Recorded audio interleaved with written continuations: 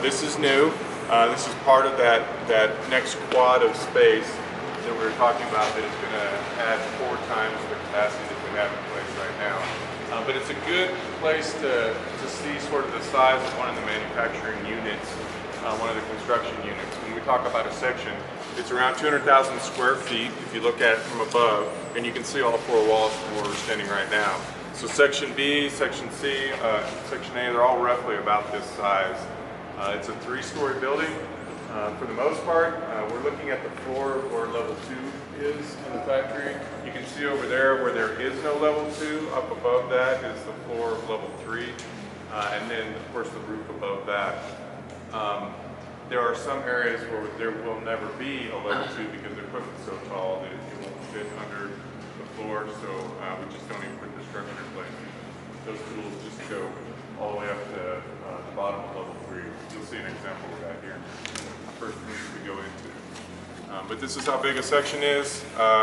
There are 4 in place right now. This 5th one being built is part of 4 that are being built at the south end of the factory. There's also another section, a 5th section that's being built on the north end of the factory. That 5th section will be Tesla manufacturing space. It allows for some of this vertical integration that we're talking about, more of the battery enclosure and other manufacturing that feeds into the battery packs that are being shipped to Fremont for the assembly lines up there. All right, looks like the next group is coming in. Let's keep going. What will happen to the Fremont factory?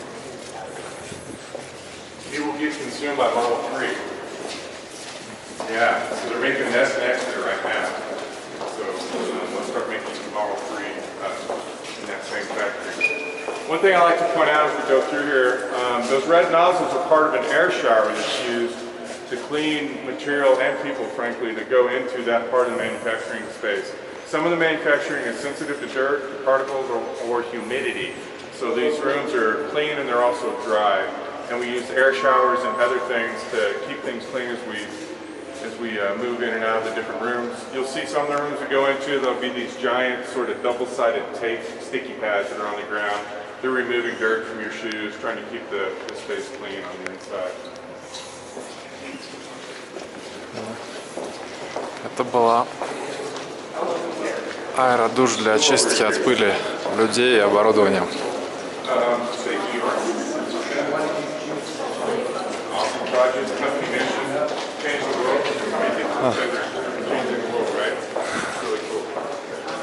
I like to point out this is an intersection of some major material flow lanes in the factory. So think about the factory, you think about all the utilities, the gases and the chemicals and things like that, and the piping that needs to go in here.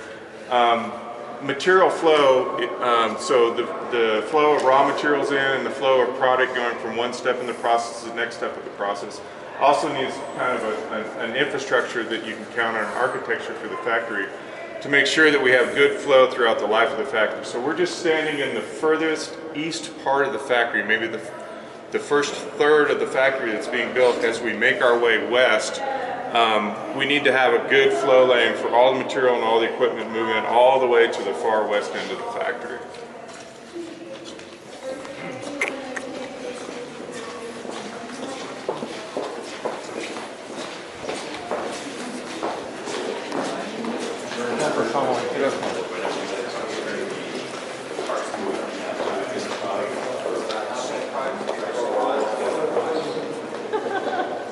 Матрица.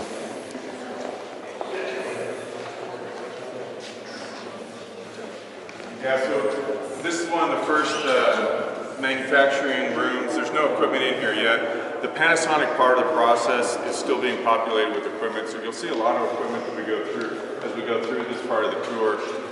Some of it's energized and ready to go, some of it's still going through installation.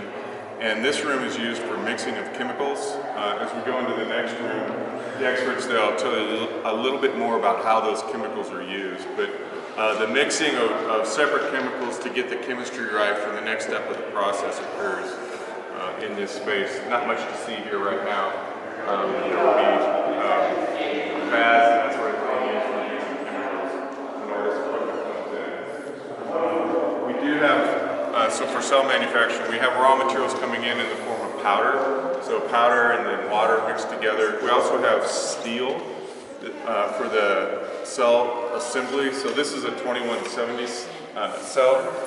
So the cans, the little cylinder that all the chemistry goes inside of is also formed here on site. So we get giant rolls of steel in, and then they make these little canisters out of that steel, and also the caps that are on the end of the 2170.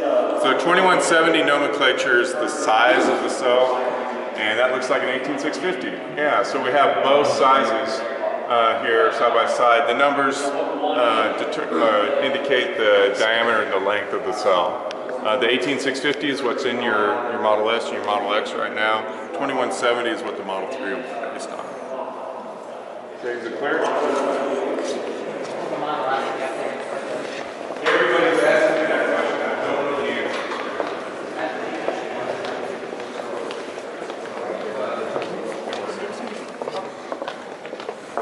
answer. Come on in. You could ask that question over here. Yeah. All right, guys, you're up. Welcome, everybody. So what you just walked through was the cathode mixing section. You're now in the coat and dry section. So we receive both our active anode and cathode material as dry powders. However, to apply them to our substrates, we need them to be liquids. So what we do is take a solvent and mix it with the material to turn it into a solid liquid slurry. So we take that slurry out of those vessels in that last room, pump them up and all the way down to the end, to the last chamber on the ground floor here. So in there we have this very large roll of aluminum foil that we unwind as we pull it through the oven section on the bottom floor here. We have a coating head, which is very similar to how ink is actually deposited on a piece of paper. And we use that to deposit a very thin layer of slurry onto this metal substrate. As it comes towards us, we have several sections of air addition and removal. We use that air at very specific flow rates and temperatures to dry the solvent and evaporate it off of the substrate in a very prescribed fashion. By the time it gets to the end here, all the slurry has evaporated off, all the solvent has evaporated off, and we now have this dry, solid layer of active material that is stuck onto our metal substrate. We take that and we turn it vertical here, go up to our second coating booth. What was the bottom is now the top. We coat that new top section and then run it back to the top of the oven in the same fashion. So when we get to the end, we have one very thin piece of metal substrate and active material stuck to both sides of it. So as the air enters each chamber and as it leaves, it's picking up solvent from the liquid phase into the vapor. So as all the air leaves, instead of just venting into the atmosphere, carrying all the solvent with it, we combine all those outlet ducts together into one large duct, which you see at the very end of the room running horizontally there, which then goes through that wall into our second floor. We have a solvent recovery system where we scrub that solvent back out of the air to clean the air, and then the air turns right around, comes back through that other duct, and then back into the oven. So the air is in a closed loop and never leaves the building. The solvent we just pulled into the liquid phase, we pump out to a utility yard where we treat and clean the solvent, and then the solvent itself is sent right back into our mixing room too. So both the air and the solvent are closed loop, never leaving the building. So this single tool here, this large oven, used to be the largest power consumer of any part of the factory. But over the past year, Tesla and Panasonic engineers have worked together, and we've been able to re-engineer how this oven operates and how the solvent recovery system operates. And in doing so, we've been able to cut the power consumption of the system by about 80%. So this is oven 1 of phase 1 of Gigafactory 1. And by investing these resources up front to optimize these systems, all those savings now propagate to every other oven we have in the future. So this is oven 1 for the whole building, and right here in a few months will be oven 2. Any questions? All right, let's keep going. Right? Thank you.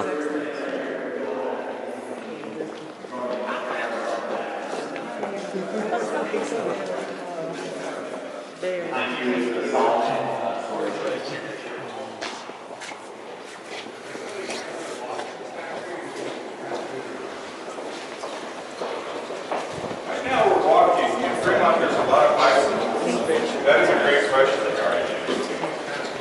Yeah, I saw this really cool golf cart that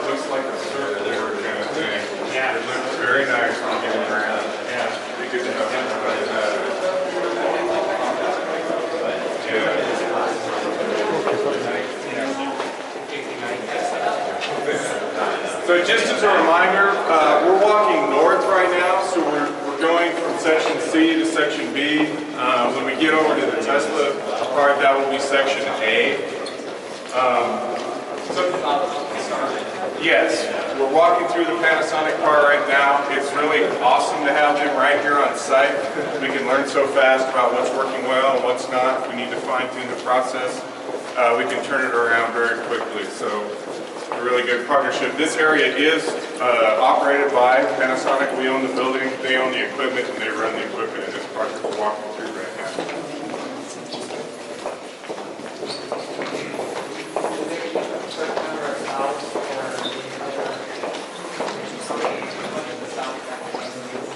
Yeah, so the question was how many of the cells, what percentage are being consumed by Tesla? 100% of the cells that are manufactured in this factory will go into the Model 3 vehicle.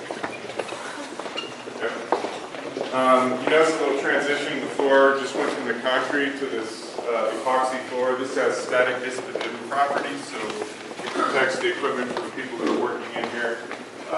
It's less likely to build up a static charge and have a little shock when you touch things.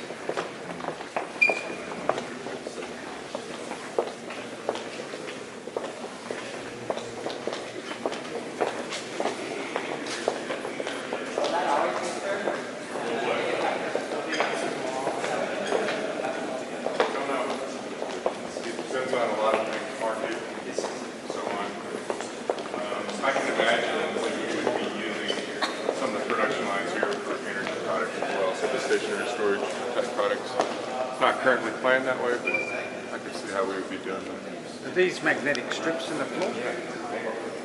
Yeah, so the magnetic strips in the floor are for the automated guided vehicles that handle the very large coils coming out of that last process step. This is a step where we press the coils or the material, the film that was described in the last step. You press it to prescribed thickness. And the coils are very large, they're very heavy, so they're handled by automated guided vehicles. You'll see one as we make the turn over there on the way out. It's used for coil handling. We also have an area in here where we can queue up materials that go from one production line to the other.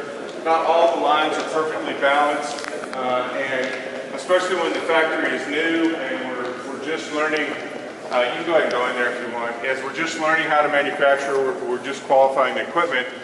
There's a lot of variation in the process, and one thing that we need is an area to put all the material to account for the variation in the process. Not everything is totally synchronized in further life, so this is a large storage array that we can use for storing material that's going in and out of this step in the process.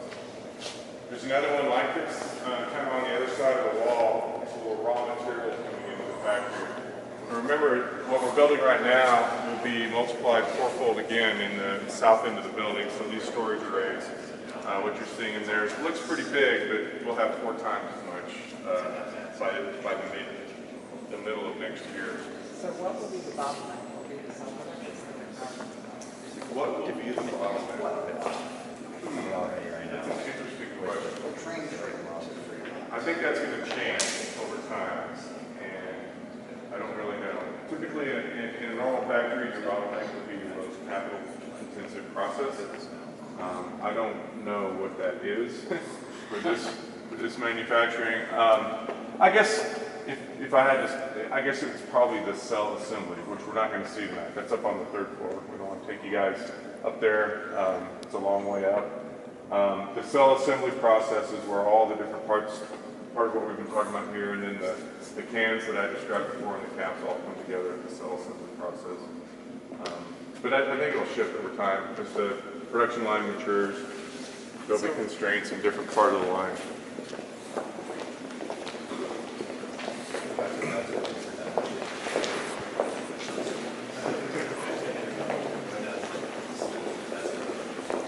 Here's one of the AGVs, automated guided vehicles. This one is not powered up anymore. It was a little while ago. But you'll see a few more as we work our way down. They use different guidance technologies. This one uses the magnetic strip on the floor. The one we're going to see in a little bit uses lasers. Kind of cool.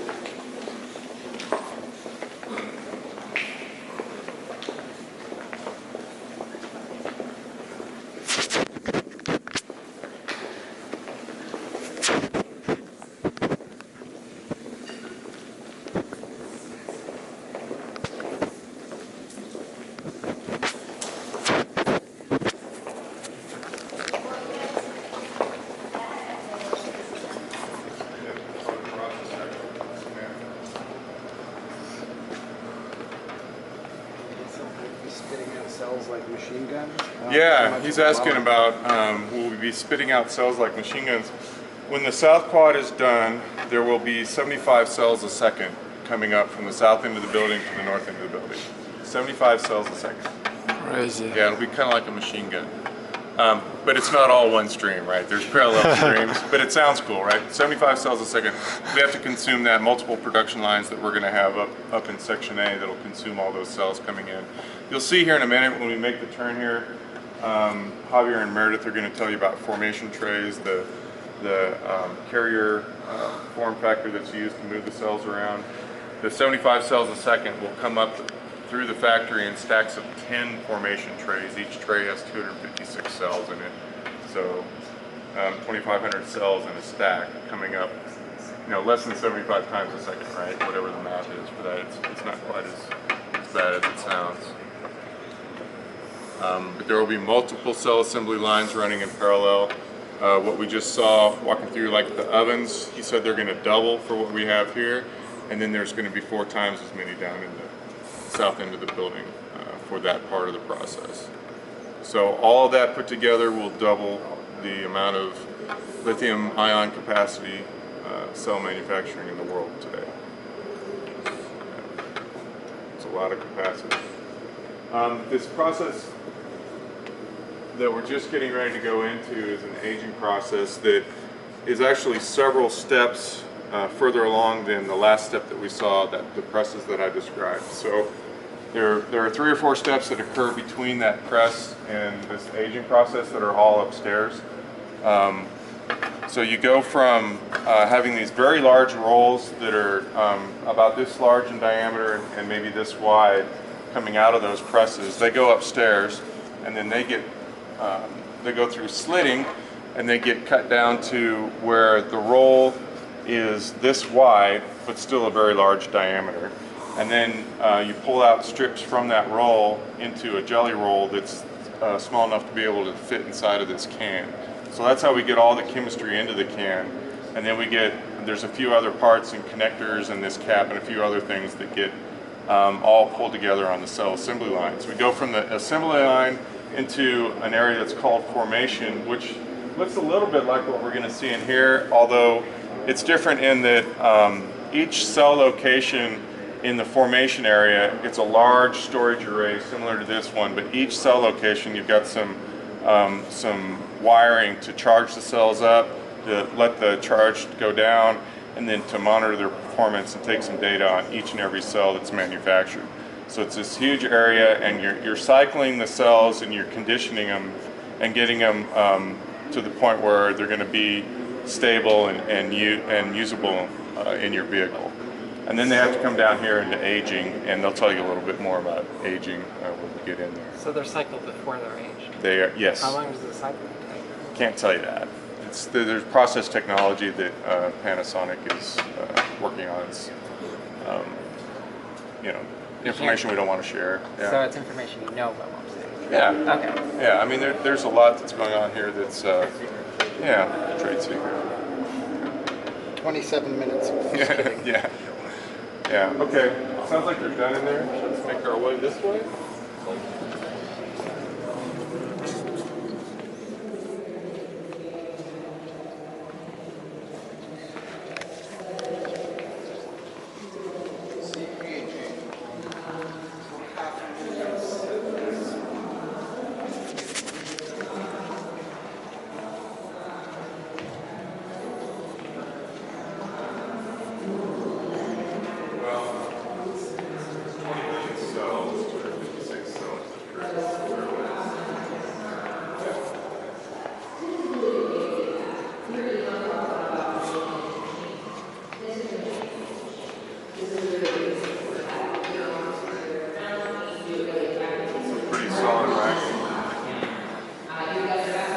The cells put in here then? Is there going to be robots? How will they get in here? Yeah. So this is a storage array. There'll be cranes running up and down this, and you'll see the seats to get from level 3. You'll see me come around the corner. It's just a lift that takes it like a little elevator from level 3 down to level 1. Each tray individually? Nope, they come down in stacks of 5. Do they all 5 fit in one spot? Yep. You'll see a stack. We make the corner.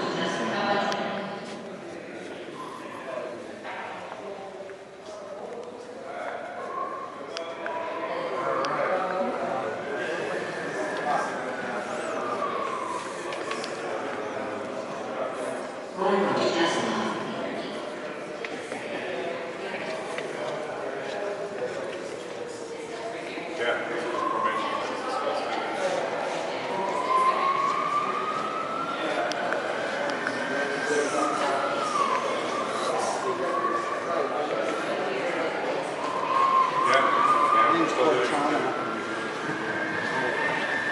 Hey guys, come on down. This is Cortana. She's very friendly. She'll say hi to you. The politest robot you'll ever meet. So, be nice to her. She's one of my best friends in this factory. So. Yeah, that's Cortana. She'll be appearing in Yellow File. Hey guys, welcome to Solar House. My name is Javier. I'm a member of the design team. This is basically kind of the end process, the end step of the process you've been following. So you guys have been looking at kind of what happens to the big rolls. You basically make a big anode roll, a big cathode roll. What really happens on the third floor is you cut them up, you wind them up together, and you basically put them inside the cell. These are U2170 cells. Basically, that's what's going into Model 3. Feel free to handle them if you are curious. But yeah, ultimately all that combination happens on the third floor, and then here's where we kind of keep the cells. And this is basically kind of designed to give you a sense of how many cells we're actually making here at the Gigafactory.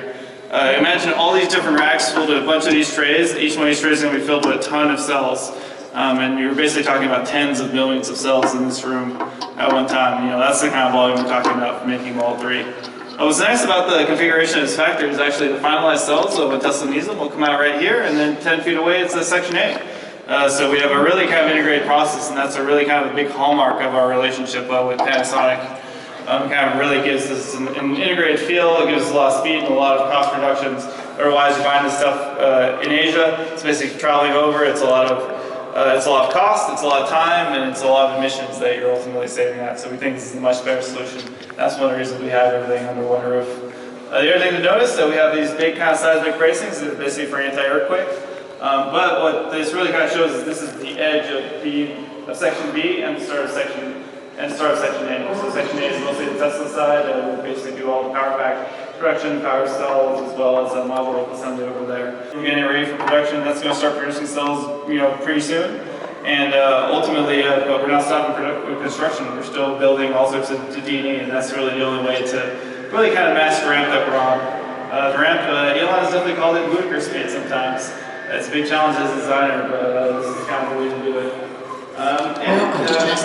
I know you guys all like the robot and all sorts of automation, so Meredith's here to talk a little bit more about that as well. Hey guys, my name's Meredith. I'm an industrial engineer on the factory design team here at Gigafactory. I assume you probably all noticed the robot on the way up, right? This is representative of how we're thinking about moving material out of this factory when we get to a full build, right? This is going to be a really big factory if you haven't gotten a perspective for that yet, right? Just walking around right now, think about how much material is going to have to be moving through this system. So we tend to think about Tesla, we think about the product, right? We think about, oh, this manufacturing line is pretty cool, right? We have those big 6-axis robots, which, by the way, you're about to go see, they're really neat. We've got to start thinking about it as more of an ecosystem, right? It's the whole thing, it's the factory, it's everything that moves around within the factory, it's the production line, and it's the product, right? It's the whole thing. Let's make that as efficient as we possibly can. Material handling is a really important way for us to do that. We have a lot of stuff to move around, so let's make it as efficient as possible. This is a good example of that. So you heard Elon say a lot about the machine that makes the machine, right? This is it. This is a really good example of that. You guys are about to go see another good example of that on our production line in Section A. So you'll see an automated pod line and see some of our Powerwall and powerpack production. So thank you guys so much for joining us tonight. It's really been our pleasure to show off our plan. And thanks so much. Thank you. Section A.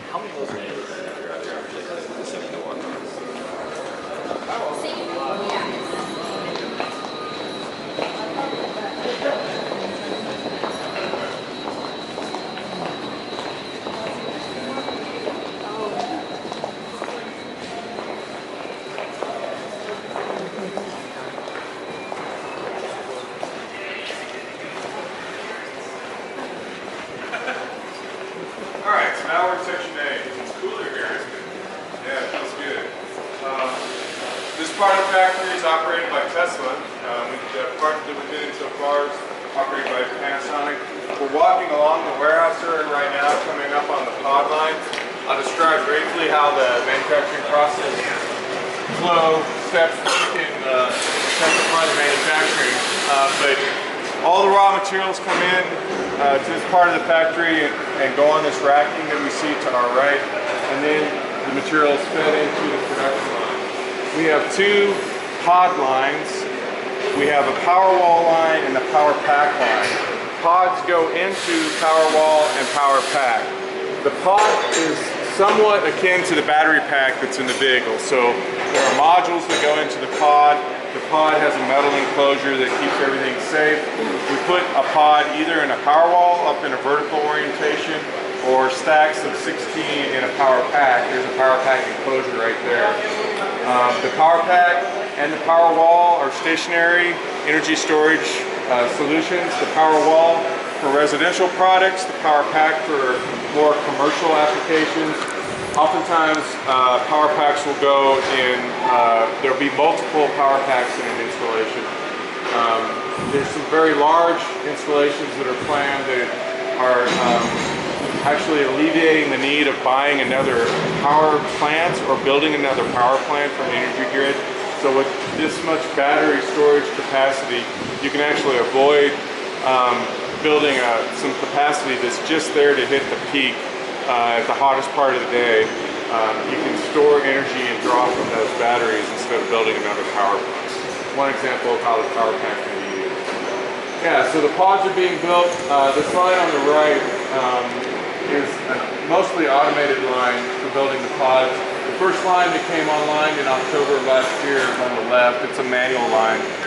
Both of them are making pods. It's the same pod. It's an 18650 based pod that has modules that are the same modules that are in your Model S, Model X vehicles. And then the pods, they move into the Powerwall line. Yeah, it's fun to pass. Welcome to Tesla. Nice.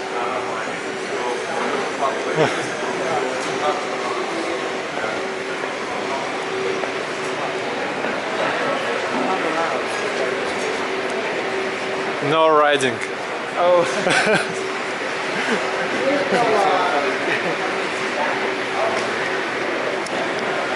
No riding is just cool.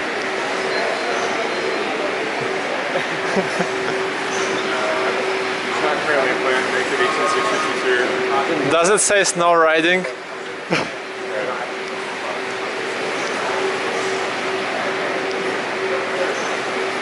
Yeah.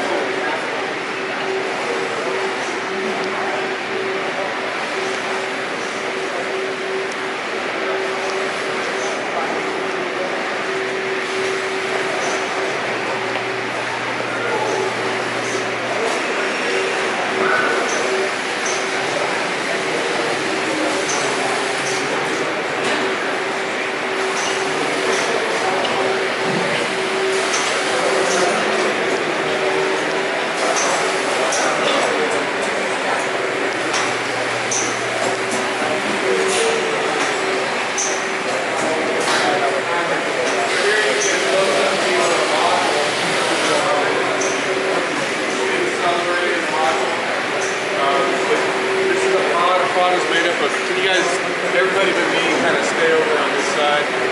Yeah, thank you.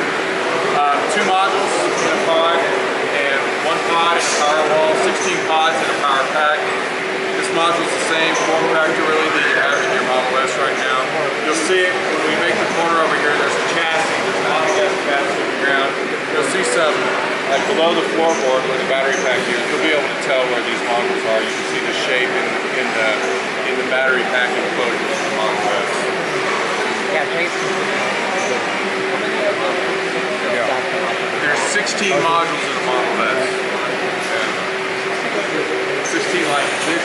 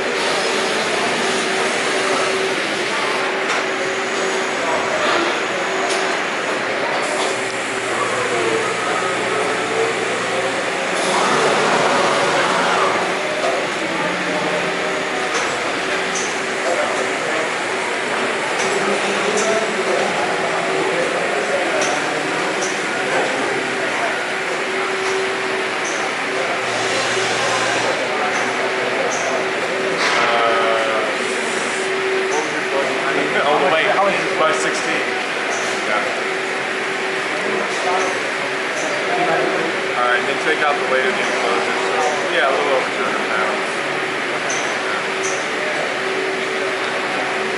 All right.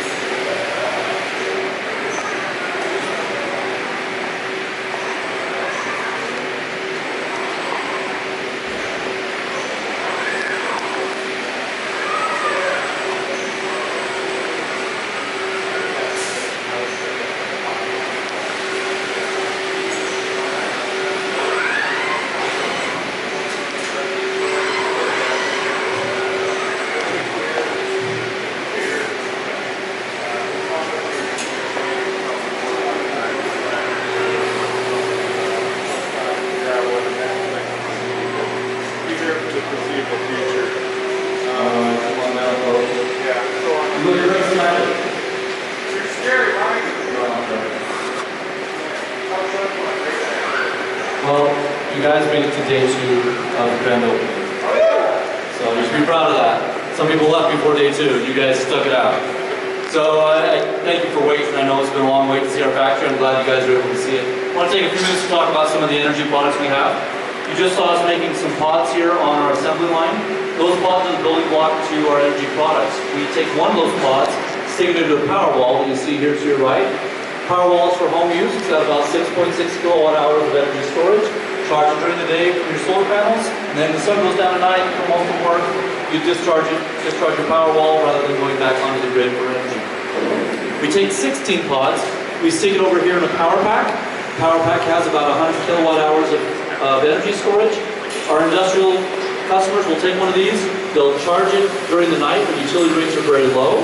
And then during the day when utility rates are higher and there's peak usage, they'll discharge the battery pack rather than pay the higher rates. To put the capacity of these 2 units into perspective, we have some examples over here. For example, you take a 40-inch flat screen TV. If you run it in your, run it off of your Powerwall and it was the only thing you were running, you could watch television for 23 days straight on a single charge with a Powerwall. Take that television, plug it into Powerpack, and you're watching television for 347 days straight on a single charge. In front of us here, we have the Model S chassis. We're very excited to be making the battery packs for the Model 3 here in the Gigafactory. The Model 3 battery pack will have a similar design to the Model S in that the battery pack will go under the basis, under the chassis of the car, like it does in the Model S. And we're very excited that's one of the products we're going to be making here. Anyways, with that, Eric's going to take you guys on to the next part of your tour, and there'll be some people who can answer questions for you at the end of the tour. Thank you so much for staying up with us. I'll be here all night.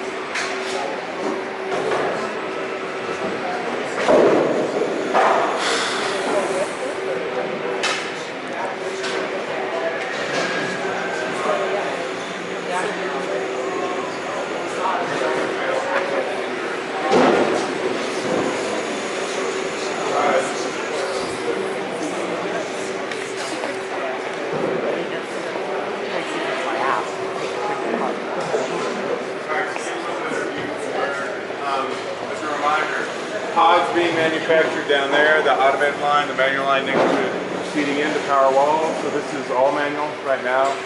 The next version that's being installed upstairs will have a little more automation in it, but this is where the assembly process is for the Powerwall. Power packs, another mostly manual line, is down sort of toward that end of the factory. This is section A that we're in right now. Staying right here, you can see all four walls of the factory. It's roughly the same size as that section D where we got out of the shuttle. This is Tesla manufacturing, 3 stories, so we're growing up in this part of the factory, so we're putting equipment in on level 2 right now, level 3 next, all for supporting the Model 3 manufacturing. We'll build another section to the north of here, which is a little bit bigger than this section. That we're calling section F, and that'll allow us to have some of that vertical integration that we were talking about earlier, some of the upstream processes. Yeah, so we're getting close to the end of the tour. There will be a group of people that can answer more questions at the end when we make this last tour. I got one more thing to tell you about, and then we'll be done. Excuse me.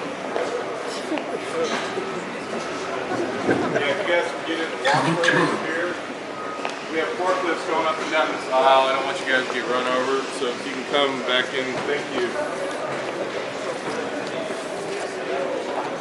Oh yeah. Can you talk about these red beams? Yeah, Javier touched on that. These are for equipment inspection. Makes the building a little more rich.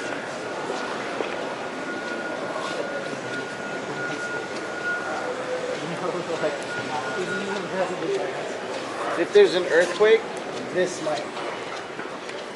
Right. And then they just